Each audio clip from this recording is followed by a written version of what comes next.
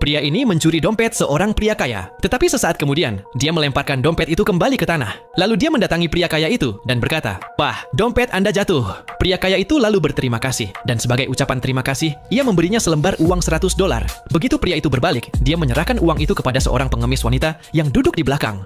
Sebenarnya, Jack adalah pencuri jenis khusus, seperti Robin Hood. Ia memiliki keahlian mencuri yang luar biasa. Dalam waktu hanya 15 detik, ia bisa membobol kunci apapun. Setiap malam, ia diam-diam menyelinap masuk ke rumah-rumah orang kaya dan berkuasa. Tetapi ia tidak pernah mencuri barang berharga. Sebaliknya, ia meninggalkan grafiti yang keren di dinding-dinding rumah mereka. Lambat laun, kebiasaan uniknya ini menjadi terkenal di internet. Kini, ia memiliki lebih dari 3 juta pengikut secara online. Kali ini, ia memutuskan untuk menyelinap ke rumah seorang hakim tinggi lokal. Saat masuk, ia merasakan bahwa rumah itu cukup aneh. Di setiap sudut, ada hal-hal berbeda yang mengejutkan.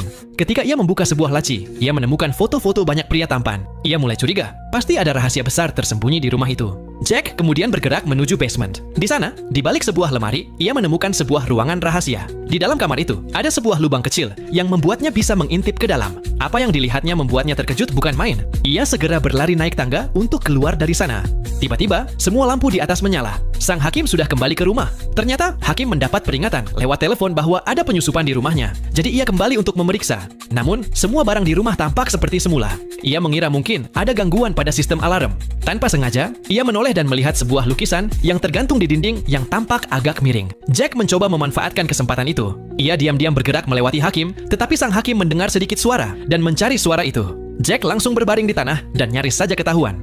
Ternyata, di ruangan rahasia itu, Jack telah melihat seorang pria yang dipukuli dan disiksa dengan sangat parah, sampai hampir tak bisa dikenali. Lalu keesokan harinya, Jack menelepon polisi secara anonim. Namun, ruangan rahasia itu disembunyikan dengan begitu cerdik, sehingga polisi tidak dapat menemukannya. Sebagai seorang pencuri yang masih punya hati nurani, Jack memutuskan bahwa kini ia sendirilah yang akan mengungkap rahasia itu. Nah, cuplikan adegan dari film ini bisa kalian saksikan dengan judul I Came By 2022.